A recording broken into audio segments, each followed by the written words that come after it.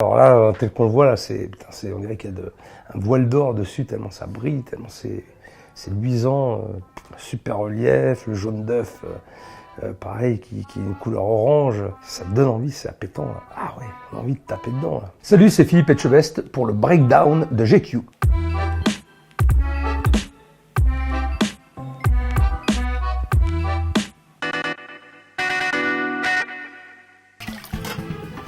C'est quoi ça?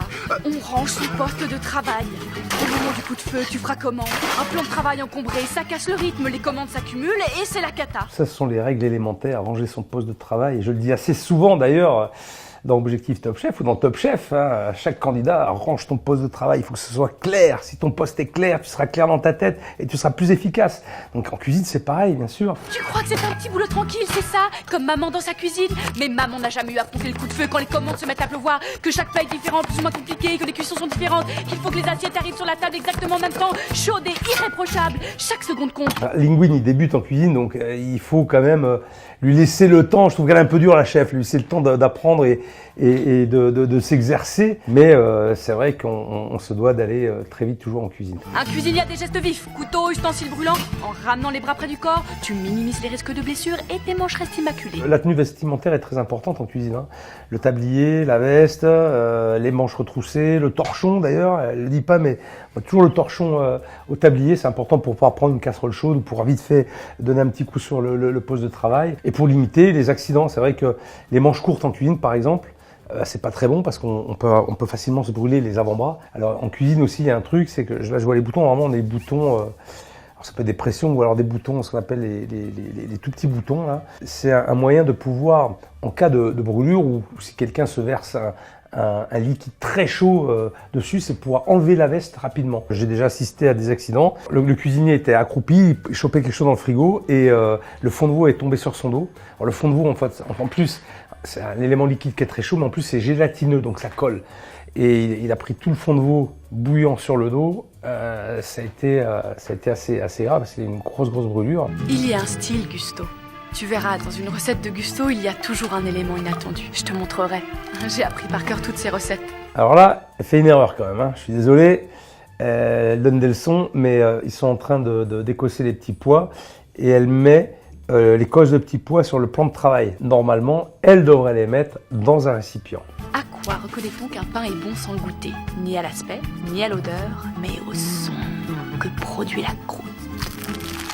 Le pain, ça me parle beaucoup. Moi, j'adore le pain. Et c'est vrai, comme elle fait, le fait d'écouter comme ça la croûte qui croustille. Et moi, j'aime le sentir et mettre carrément mon nez dans la mie et sentir cette odeur. Là, j'aime l'odeur du levain, donc c'est super important. Et puis le pain, c'est la première chose qu'on goûte au restaurant, donc il est important d'avoir du très bon pain à table. Et il y a deux façons de se les procurer. Les produire soi-même ou bien graisser la pâte à un producteur.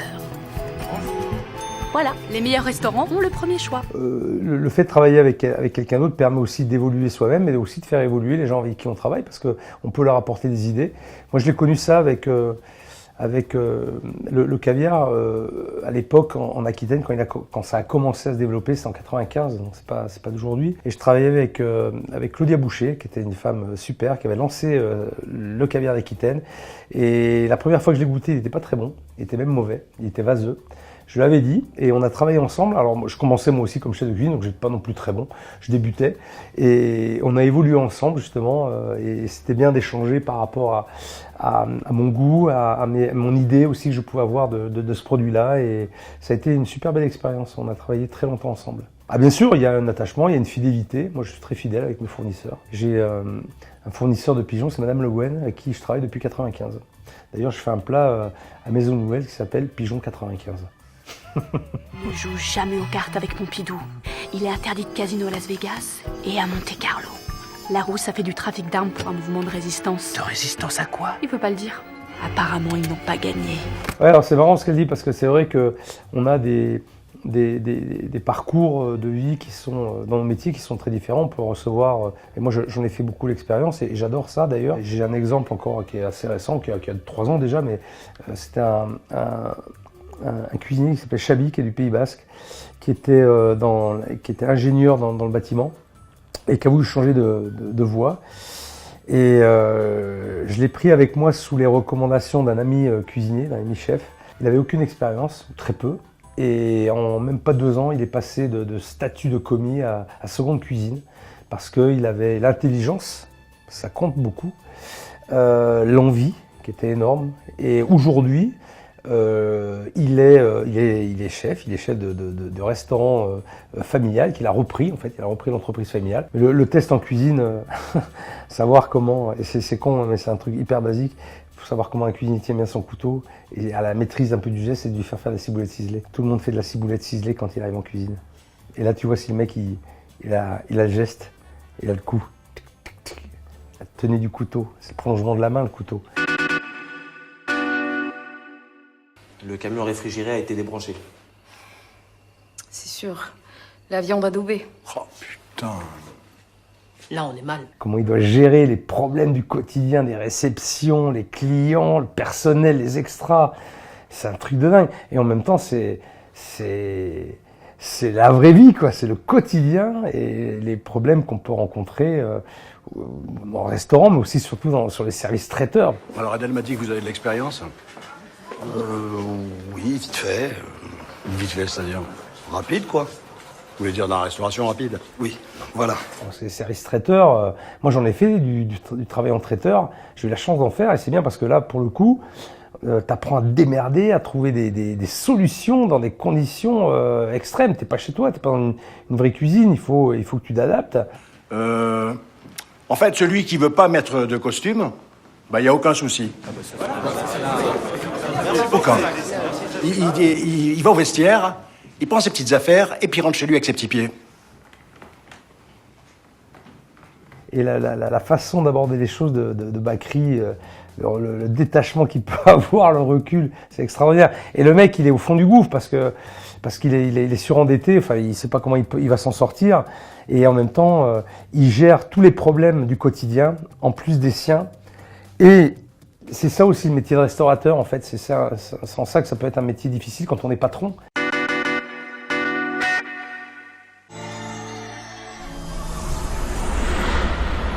Classique du petit déjeuner, un pain brioché toasté avec un œuf poché, une tranche de bacon. Alors là, tel qu'on le voit, là, on dirait qu'il y a un voile d'or dessus, tellement ça brille, tellement c'est luisant, super relief, le jaune d'œuf, pareil, qui est une couleur orange. Ça te donne envie, c'est appétant. Là. Ah ouais, on a envie de taper dedans. Là.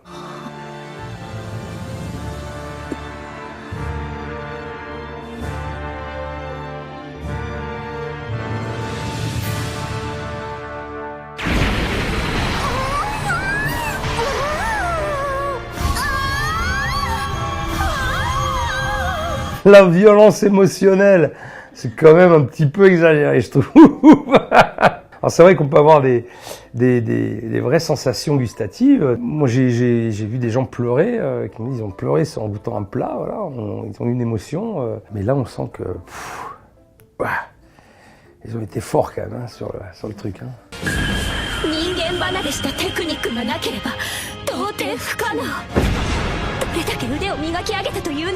Ah ouais, c'est vrai qu'on est des surhommes en cuisine. On fait des choses surhumaines. Oui, bon, il faut de la technique, effectivement, mais c'est quand même... ils en font des caisses, là. Je vais vous expliquer. N'oubliez pas qu'ici, vous êtes dans la cuisine. Et au-delà de cette porte, c'est la salle. Et dans la salle, il faut servir. Et servir, c'est sourire. Et le sourire, c'est notre pourboire aux clients. Oui, c'est un peu une caricature, mais en même temps, c'est vrai que ce sont des gestes à apprendre, des aptitudes à avoir dans une salle. C'est très important quand on veut atteindre un très haut niveau dans un restaurant. Alors ici, j'ai des ennuis. On a tout le monde a des ennuis. Mais il faut servir. Et on va servir. Alors, allons-y, on va. Et je souris. Bon, alors maintenant, mon petit Roger va nous montrer comment il faut faire. Eh oui, comme il dit, on a des problèmes. Mais les problèmes, ils doivent rester à la maison. Bon, surtout en salle, c'est vrai, parce qu'on est en contact direct avec les clients. Il faut sourire, il faut être agréable. Et beaucoup de choses peuvent passer quand on a affaire à quelqu'un de sympa et d'agréable. Quelqu'un en salle peut vous faire passer un moment exceptionnel, de par son attitude, de par le discours et l'échange qu'il peut avoir avec vous, sa bonne humeur. C'est pour ça qu'un plat moyen, il passera plus facilement dans un contexte agréable et avec une humeur joyeuse, plutôt qu'un très bon plat où on s'emmerde. J'ai déjà dit 100 fois que pour simuler le feuillage des œufs de mimosa, je voulais de l'estragon et non pas du persil. Je m'en fous, parlez-en au chef. Je m'en fous, moi je m'en fous du chef. Qu'est-ce qu'il y a? Ça va, mon petit Marcel? Très bien. Qu'est-ce qu'il y a? Il n'y a rien, on a des boutiques.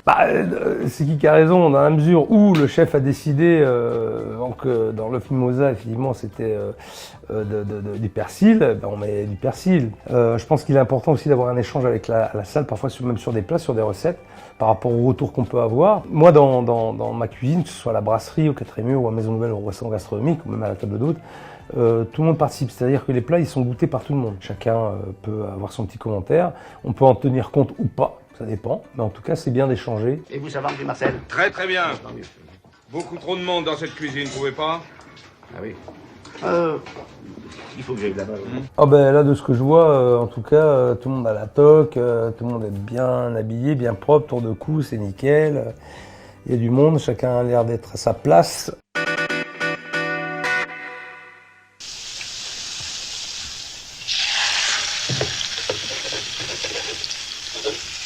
Alors il y a beaucoup d'huile, ouais, il y a beaucoup d'huile. Pour cuire la viande, on met toujours un fond d'huile, on saisit, on caramélise et après on finit au beurre. On réduit le feu après la caramélisation et on rajoute du beurre pour nourrir la viande. Et là il y a beaucoup d'huile, ouais.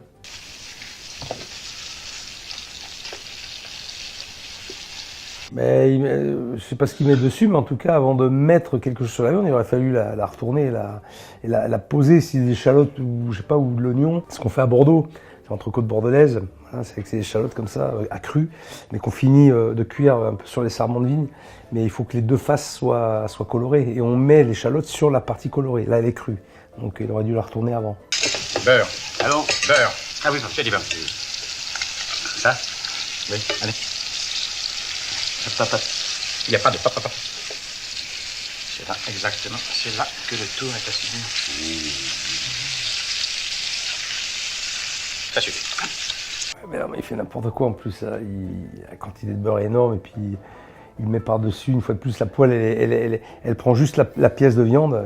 Il n'y a même pas assez de place à côté pour faire fondre le beurre. Ça va pas là, ça va pas du tout. C'était Philippe Etchebest